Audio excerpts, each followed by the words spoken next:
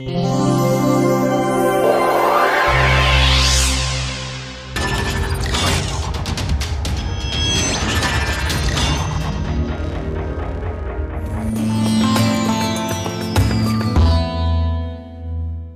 and welcome back. We are going to continue our discussion of optical diagnostics applied to sprays. We will look at a couple of different techniques today involving laser diagnostics.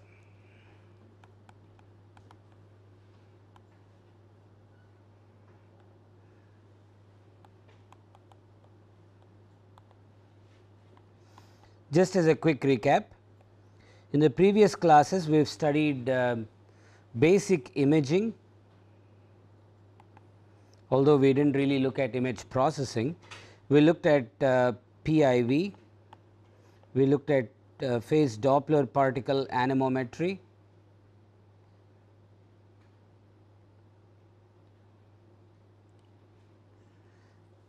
and started to talk about other techniques. Today we are going to discuss three more techniques. One called laser interferometric droplet sizing,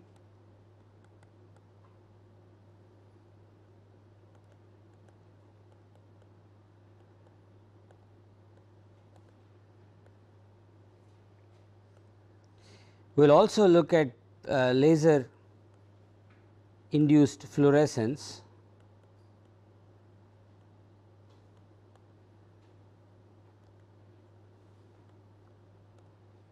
and end with shadowgraphy.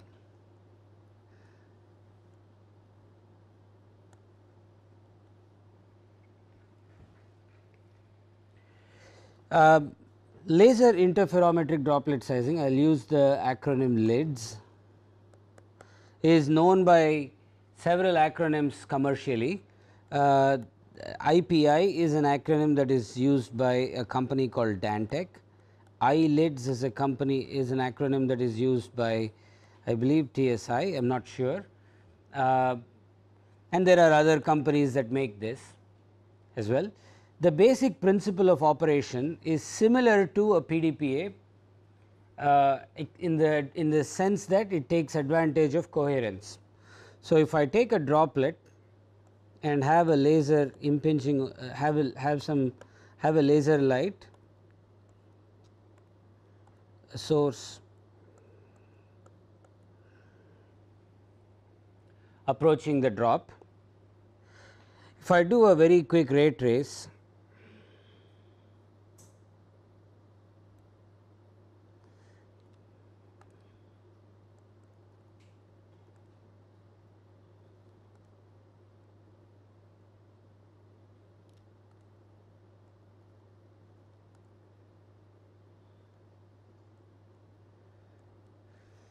this is a typical ray that is twice refracted through the drop of diameter d.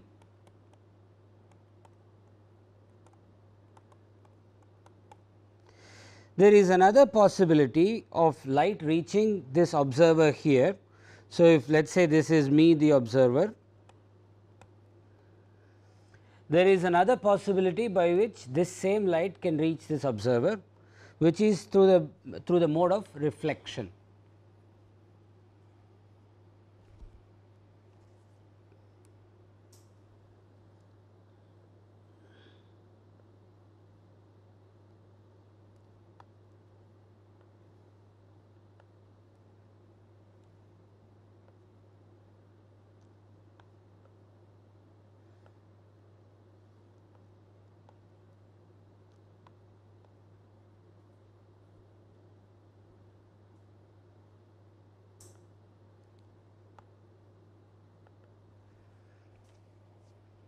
So, either a ray down here is reflected or it could reach the same person through the medium of refraction. A combination of these two modes of transmission of light or scattering of light through to this observer, if I focus, when the light is focused, you see a drop with two bright spots corresponding to the two predominant sources of light coming to the observer. So, this is in fact common observation that if I see a raindrop, if you see a picture of a raindrop that is in perfect focus, you will see 2 points of bright light on either side of the raindrop. Now, if I take the same light and instead of focusing it onto a plane, so if this is my focal plane, when I create this focused image, I see this. If I take the same modes of transmission and if I image the light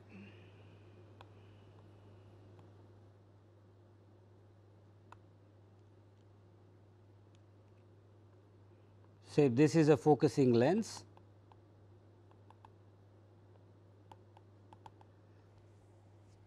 so instead of placing the plane the imaging plane at the focus, I place it at a slightly defocused part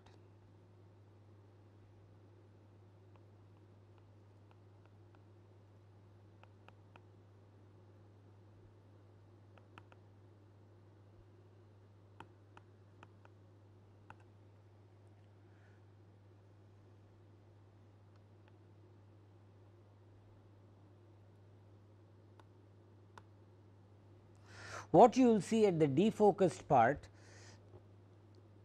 is a set of interference fringes. So, if I draw that out, we are likely to see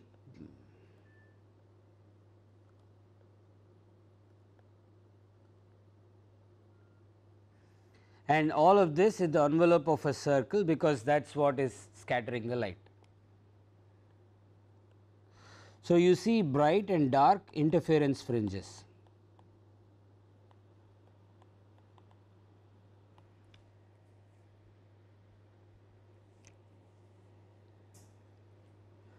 Okay. These interference fringes, especially the fringe width, contains information about the size of the drop, and it's really a hard signature that is coming directly from the sphericity of the drop and the size capital D of the drop. Okay. So, it is actually very rich in information, this fringe pattern. We will see how to take advantage of it a little later. So, let us see how do I practice. This is the basic principle of operation of this LIDS, laser interferometric droplet sizing. Now, how do I take advantage of this in a real system? What we do is I have a spray nozzle, I have a spray that is formed. Let me draw this in.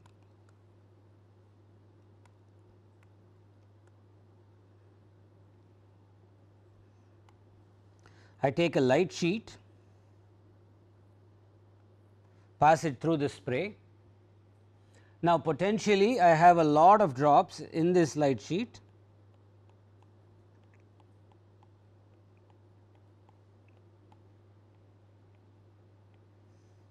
Of different sizes, and where the where your eye is currently, you is where the collection optics and the focusing optics are set up. So, if I now look at the scattered light coming towards me with in fact with in a sort of a defocused sense, every one of these drops will create a circular footprint and an interference pattern in that circular footprint. Because of this coherent light coming from two different optical path lengths, the reflected light and the refracted light takes separate optical paths, therefore, you create interference. Okay. Now, when I view each of these drops, I have a full circular pattern. So, if I have a light sheet of some finite thickness, which is say 1 mm, and our drops are typically much smaller than that, the if I have two drops that are one slightly behind the other, they are both going to create an interference pattern, and this circular interference pattern is going to interfere in some sense spatially in the image with the interference pattern created by the drop slightly behind it. So, as a result you will see a whole set of interference fringes, but I need to identify a set of interference fringes with a particular drop in order for me to get to the drop size. The way this is done is by using only the information that is required, by only allowing the information that is required and discarding the rest. When I have a circular interference pattern, a circular footprint with interference fringes along the length of the circle, along the vertical cross section of the circle, all I care about is the fringe spacing. I do not care about the full circular footprint. So, what is typically done at the collection optics level, there is a, so I can place a slit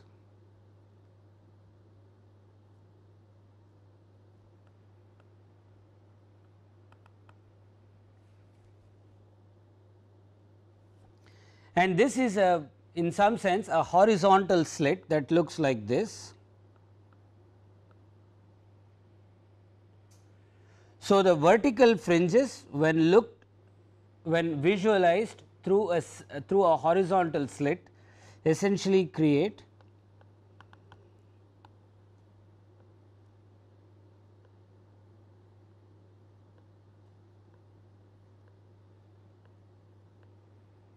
you only see a part of the fringes that looks approximately like this. You will not see these vertical lines on top and bottom, but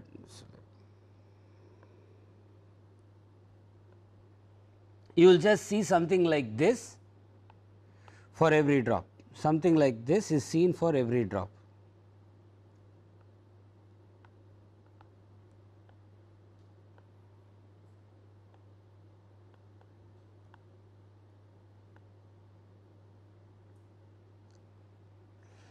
So, if I have multiple drops, even if I have two drops that are slightly behind each other, I am able to only take a thin slice of the interference pattern created by each of the two drops, and as long as those two slices do not overlap, I have enough information to get the size of each of the two drops, even if they are close to each other spatially inside the light sheet. Okay. So, once I know this fringe spacing, and once I have information related to the position, once I know the fringe spacing and I have a bunch of these for every one of these drops, we are able to extract drop size information for every one of the drops. Now, like I said, these fringes actually, if you do the even in some sense the wave calculation, optical wave transmission calculation through a spherical drop, you will find that this fringe spacing is not exactly uniform throughout, and that contains information that is specific to that drop. So, in terms of sphericity, for example, or some kind of a difference in the refractive index of the drop.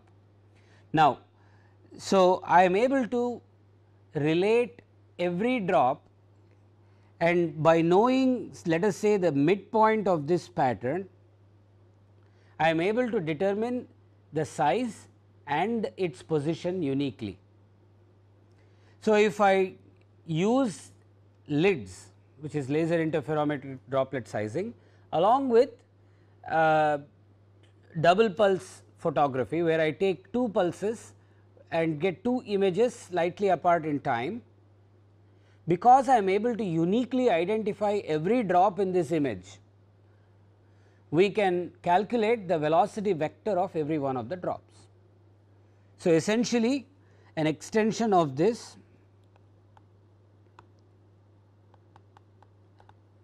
So, first of all, LIDS is based on relating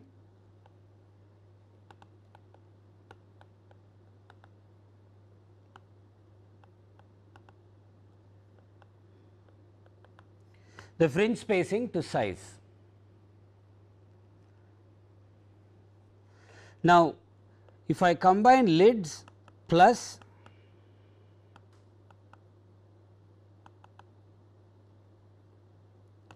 double pulse imaging,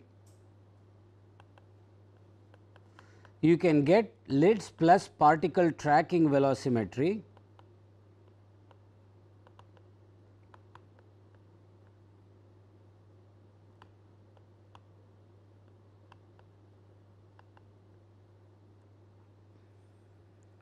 which allows us to measure the velocity of every particle in the spray.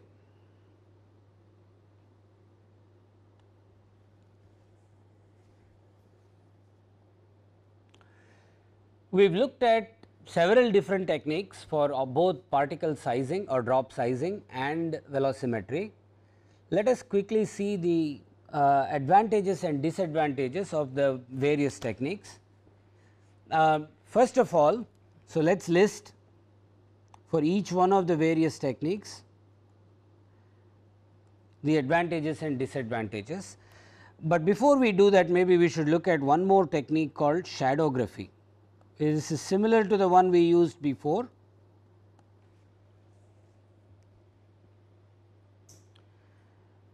It is actually in some sense the simplest of all imaging techniques. You potentially have a very bright light source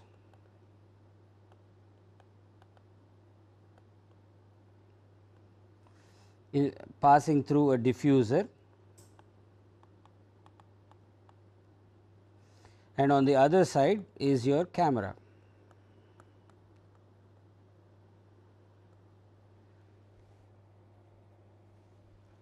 Typically, this has to be a high speed camera in order to be able to image the spray.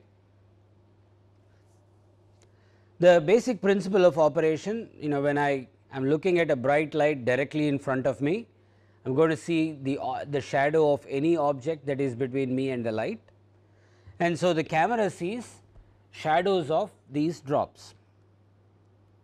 So, you might see drops that are back here as well as drops that are in front, all cast a shadow on the image.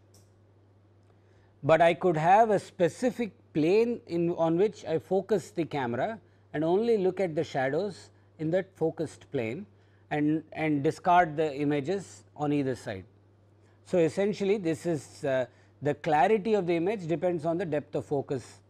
The smaller the depth of focus, the higher the clarity, but smaller the depth of focus, the less chance I have of capturing a sufficiently large number of these drops in any one image.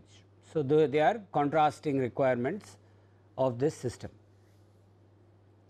Once I have an image, ideally I would like an image with like dark shadows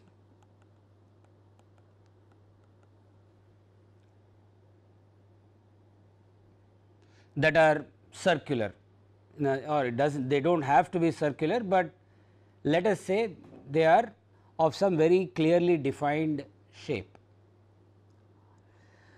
In reality, what you will end up seeing is one of two things. You will see a little bit of a blur where the drop is maybe dragged through a certain distance. This is because in spite of using the highest speed camera, the exposure time on some of the high speed cameras may be still long to get a crisp frozen image of the drops. Okay, so, the solution to that very often used is to have, instead of a bright light diffuser, there are fluorescent emitters, emitter plates if you will, that are excited by a laser pulse.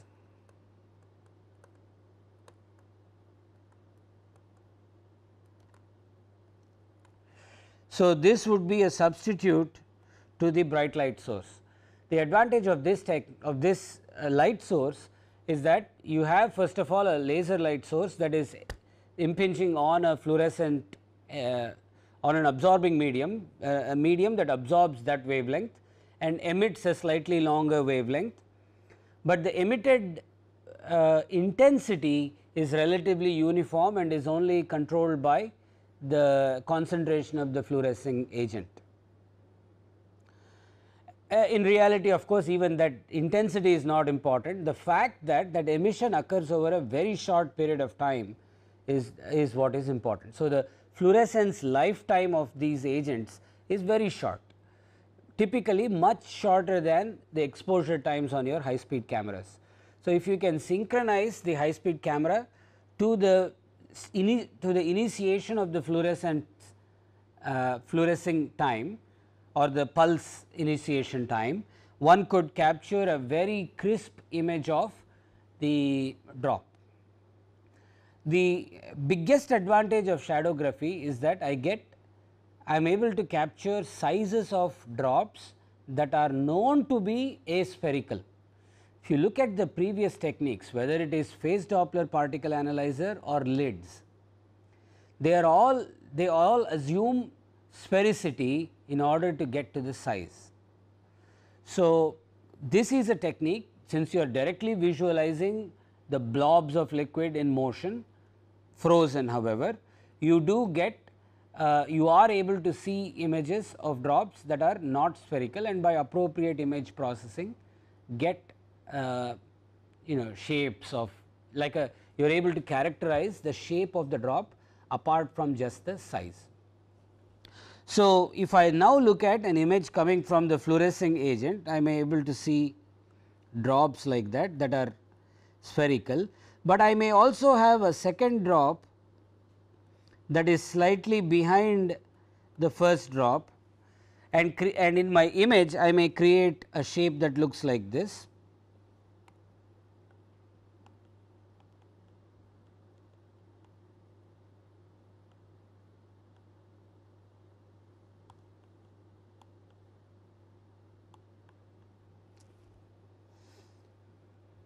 Okay, and both these drops may still be within the depth of focus of what I need, of my imaging optics. So, I can with my naked eye see that there are two separate drops, and I can use appropriate image analysis techniques. So, start with edge detection and look at sudden change in the gradients of the edge, and from there identify this composite image of two drops one behind the other as actually being two separate drops, and you can ascribe a size to each of the two drops. Now, if I have a ligament of sort, say typically like if I am now very near the nozzle, I may actually see a drop that looks like this. I can use this technique to not only get the size of that drop in the plane of the image, but also get some feel for what sort of non-equilibrium shapes are existing in the near nozzle region. So, this is a slightly more versatile technique in the sense that you are able to image drops that are not spherical.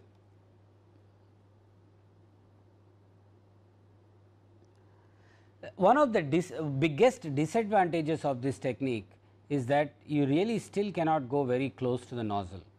In spite of talking about non-spherical drops, because once your droplet number density becomes large, a classic case is a diesel spray. It is very difficult to image the near nozzle region in a diesel spray to get to some kind of indicators of what sort of drop sizes may exist in that part of this in that part of the in the near nozzle region of the spray. Now, we did not talk about another technique. In fact, one of the oldest techniques for particle sizing is what is called diffraction particle sizing.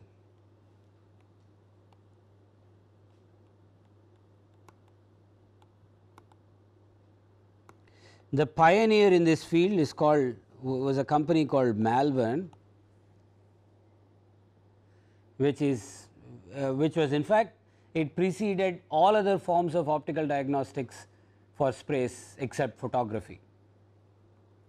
Now, the basic principle here is that I have a laser source that puts out a light beam.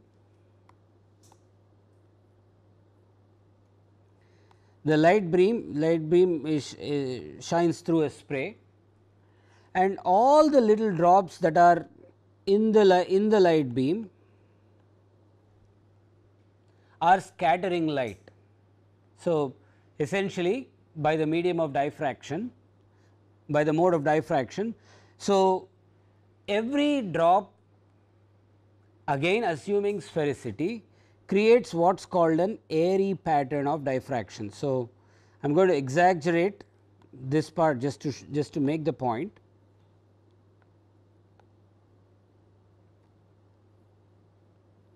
If I take this particular drop,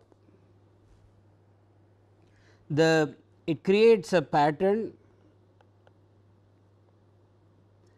where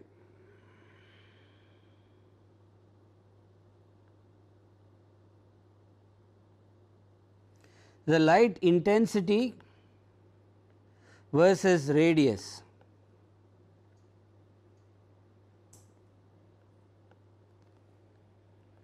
takes on a pattern that looks like this. So, you see a very bright spot in the middle, one more bright spot a certain angular deviation away, and a third bright spot. So, you see these clear peaks. This is called the airy diffraction pattern.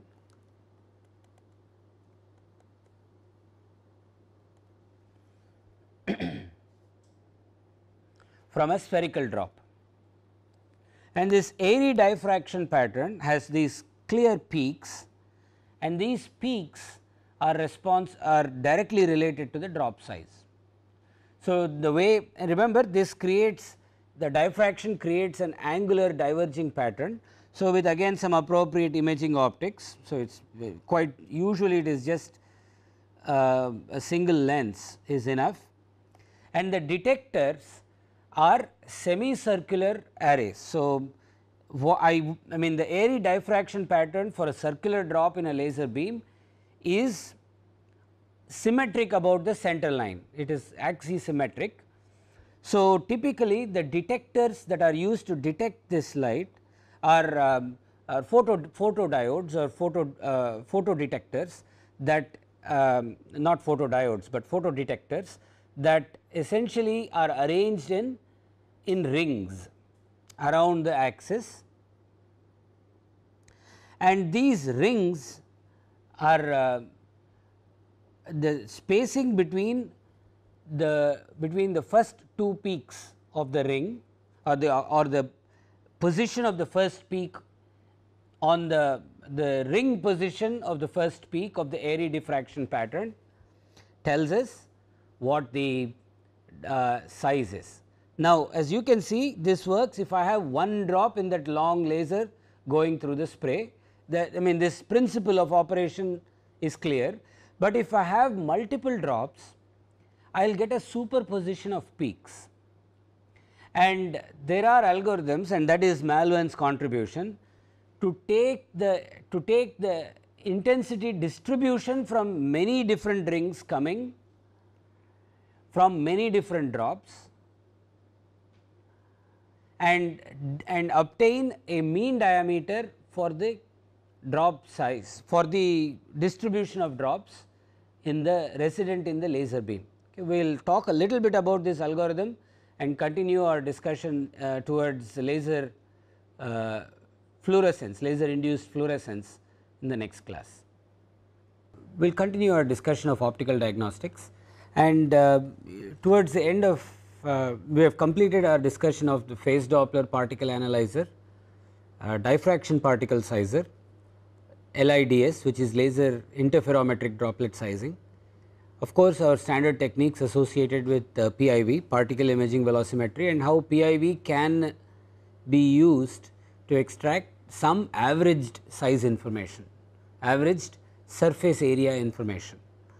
Today we are going to talk about another technique called PLIF, or planar laser induced fluorescence.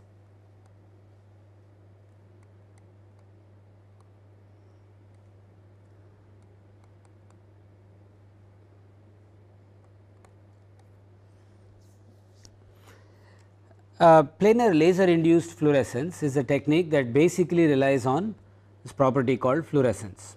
Okay, so, what is fluorescence? Very quickly,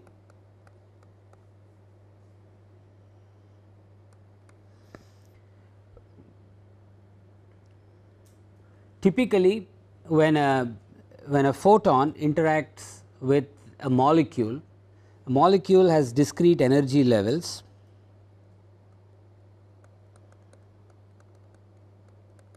for the electrons,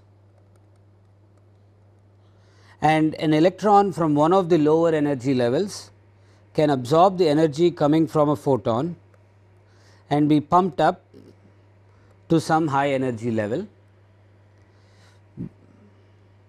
But on the way back, but in the process of relaxing from this higher energy level down to the ground state, it may not emit a photon of the same wavelength or frequency.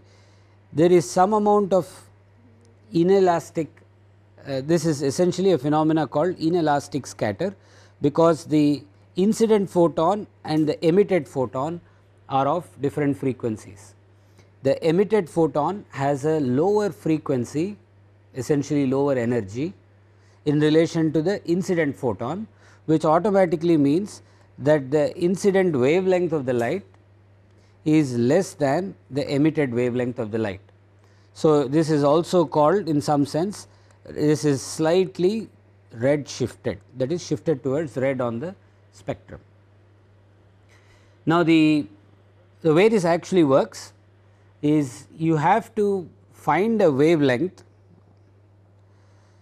whose photon energy h nu is exactly equal to the spacings between two discrete energy bands, two discrete energy levels, and so that in itself is a big field of research. So, for example, in some of the work that we have done, we have used this.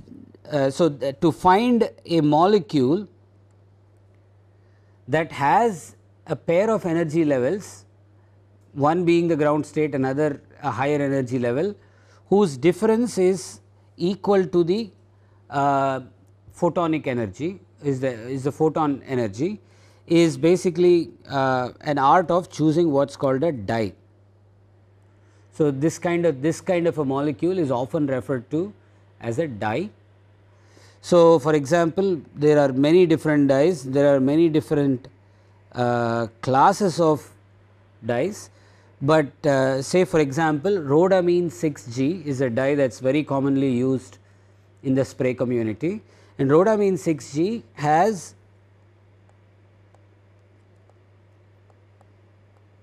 an absorption line at 532 nanometers wavelength, which happens to be the wavelength of argon ion laser. So, this happens to be green in fact, and it happens to be the wavelength emitted by an argon ion laser. So, if I take just to give you an idea, if I take a beaker full of water,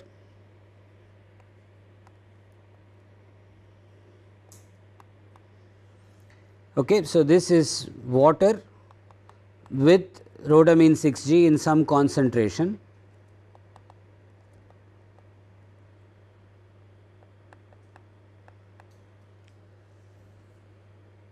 and shine an argon ion laser through there,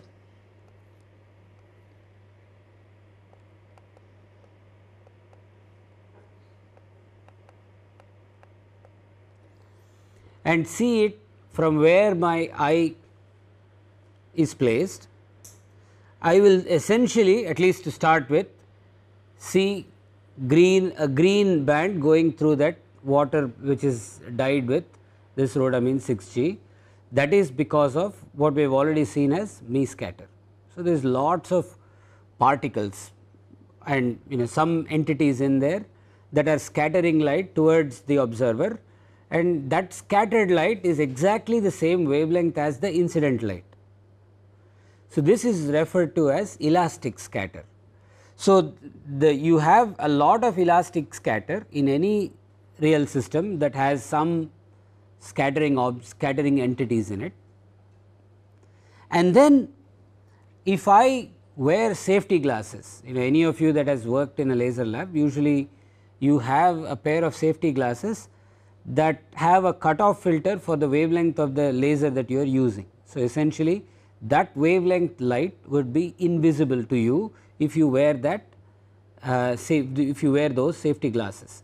So, if I wear those safety glasses and look at this beam going through this water which is dyed with rhodamine 6G, I will see a slightly orangish glow in the region where the laser is passing through the water, and hardly any glow or hardly any light coming out of the rest of the beaker, or in other words the rest of the beaker is practically dark.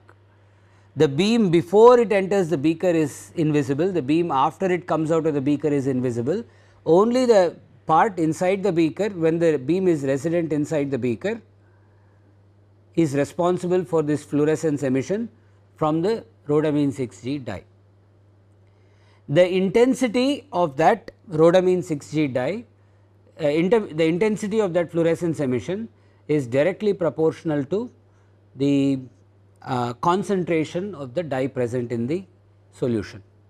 So, the intensity of the light, not the wavelength of the fluorescence emission, but the intensity is directly proportional to the volume concentration of the fluorescent of the dye in the solution.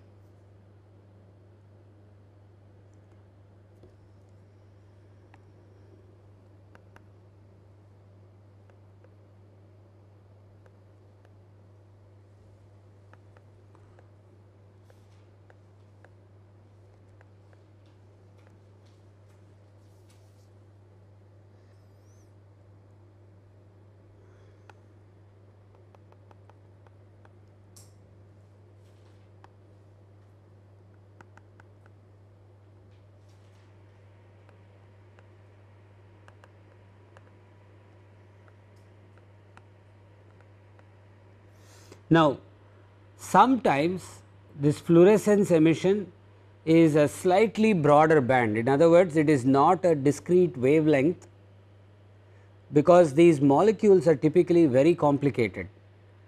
So, there are many energy levels from which you can get this inelastic relaxation. So, and because of which fluorescence is sometimes, especially in the commercially used dyes, is not one single wavelength emission, but a slightly broad band, but it is always red shifted. So, it is always slightly longer in wavelength than your incident light, can never be shorter, and it also is much lower in intensity than your me scatter, okay, because me scatter is a phenomena which is where the intensity of the light is directly proportional to the scattering surface area. Okay. So, there are two things happening here. One is I me, which is proportional to surface area, and I fluorescence, which is proportional to the volume concentration.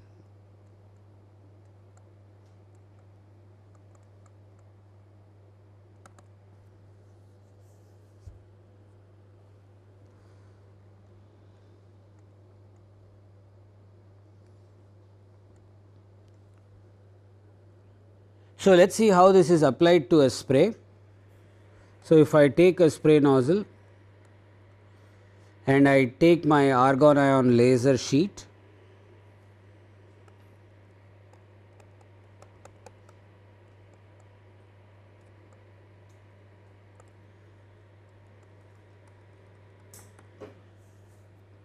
and in this sheet you may have little drops of the spray that you want to visualize,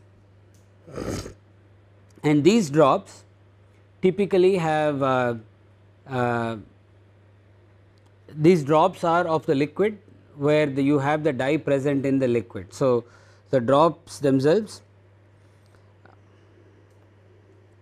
may be, let us say, an aqueous solution of water and rhodamine 6G,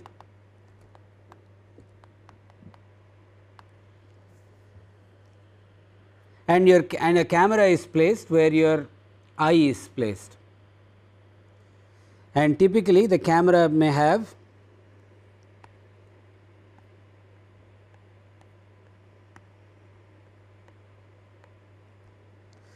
collecting optics, but it may also have a filter. It is called a notch filter or a at 532 nanometers. So, in other words, it passes all wavelengths below and above 532 nanometers. This is called a notch filter, or I could use a low pass filter that or a high pass filter that cuts out anything below 532 nanometers or slightly above 532 nanometers. So, I am only going to see wavelengths that are longer than the cutoff wavelength. Okay, but a notch filter is is fairly commonly used because it is easy to make it using diffraction patterns. So, essentially if I place a notch filter in front of my imaging optics, I see I do not see the me scattered light, I will only see the fluorescence emission coming from the drops themselves. So, if I create an image of the fluorescence emission, this is essentially an image of the volume concentration of the rhodamine 6G. Okay. Now, for most commercially available pulsed argon ion or frequency doubled Nd:YAG, both give you very close to the same wavelength. So, either argon ion or it could be a frequency doubled Nd:YAG laser. So, both of these even at the highest pulse energy of the light sheet coming into the spray, the fluorescence intensity is so weak that it may not be visible on a regular CCD or a CMOS array. So, very often we have to use what is called an intensified CCD camera.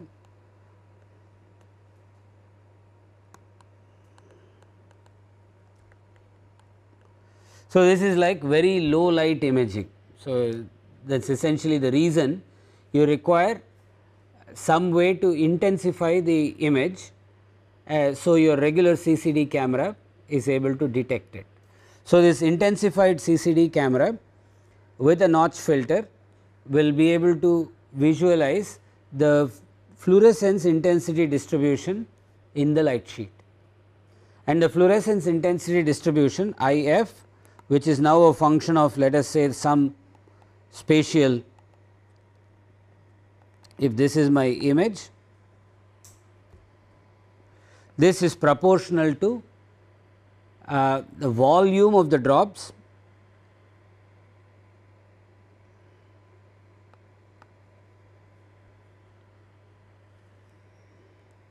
So, if I for a moment assume that I only have mono-sized drop, or if I look at this phenomena at the single drop level, the fluorescence intensity is proportional to d cubed, and the me scatter intensity, which I can visualize without the intensifier and actually without the notch filter,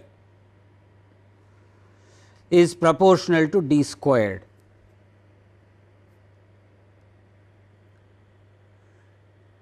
So, if I do multiple double pulse images, one pulse giving me the fluorescence intensity distribution and the second pulse giving me the me-scatter intensity distribution.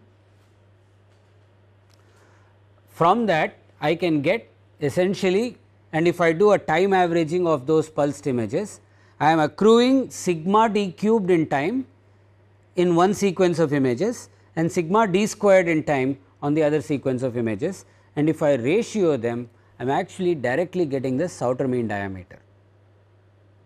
That is the advantage of using PLIF in sprays, that you, by this appropriate ratioing, you may be able to get the outer mean diameter directly. So, let us just quickly write that down. IF, which is a function of x and y, is equal to some kf times d cube. This kf is a function of the volume concentration, which is the, I mean, at this level we will just say it is a function of the concentration of the rhodamine dye in the liquid. So, this is like the concentration of the dye in the tank, in a tank sitting upstairs somewhere above your spray nozzle, right. The me scatter on the other hand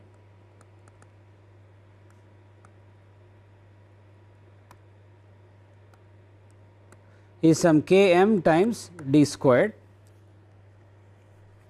We found that this km is slightly more complicated. We have already done this calculation to show that it depends on this thing, the alpha, your scatter angle between the laser source and your imaging plane and your image.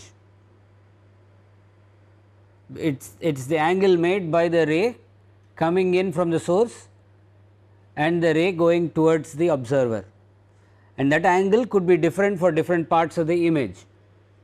So, that complication which applied to any kind of a me-scatter imaging also applies to using PLIF for droplet sizing.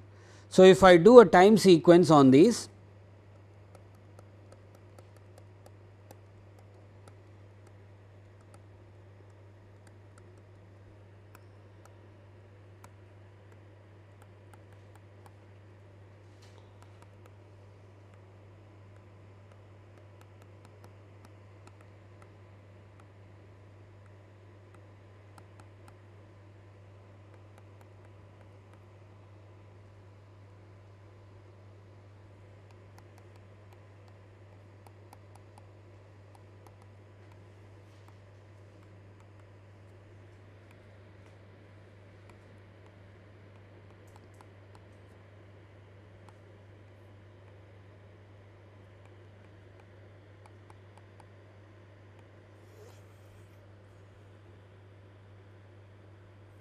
so remember, if we said this kf is only a function of alpha, I can factor that out.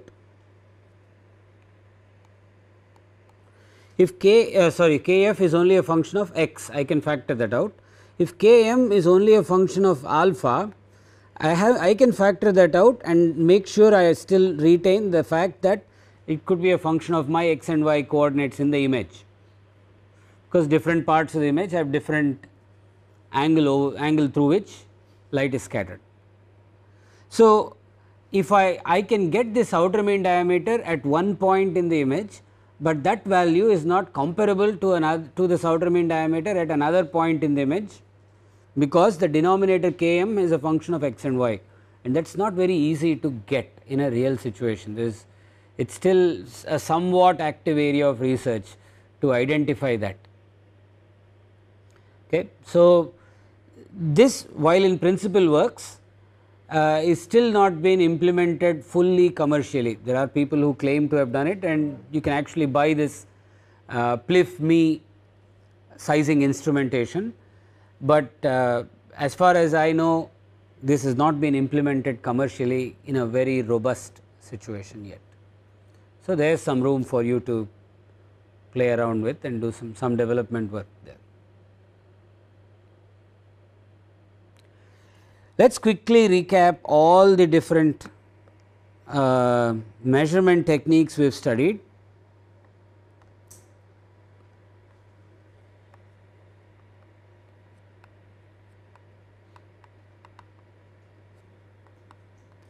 We have referred to this both as non-intrusive and optical.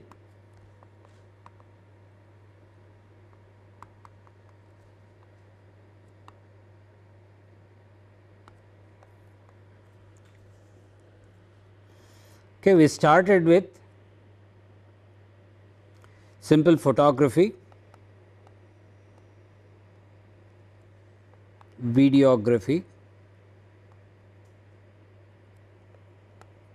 and then we looked at phase Doppler particle analyzer. This may not be in the same order as the lectures, but it summarizes all of the techniques we have discussed. Particle imaging velocimetry,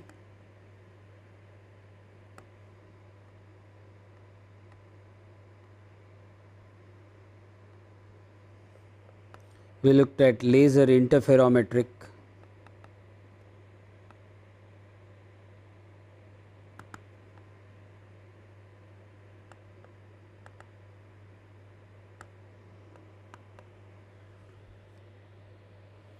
droplet sizing,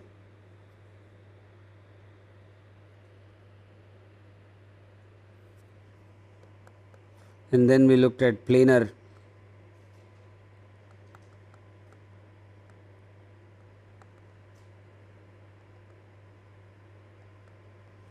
laser induced fluorescence.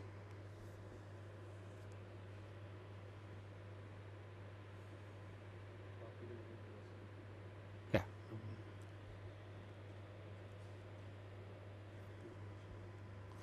The phase Doppler particle analyzer is a superset of our standard laser Doppler anemometry.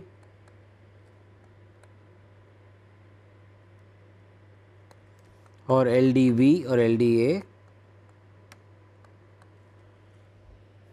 So, if you discard the particle sizing part in the PDPA, you have essentially an LDV or an LDA.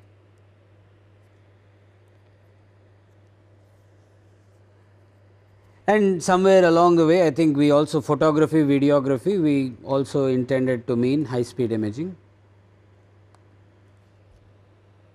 So, these sets of techniques are fairly widely and commercially used. They've in the last let us say 20 to 30 years, the prevalence and use of these instruments in spray and spray related to understand spray related issues has really revolutionized our idea of what we can do in combustion systems, especially if not in other spray applications. Okay, we will continue our discussion in the next class.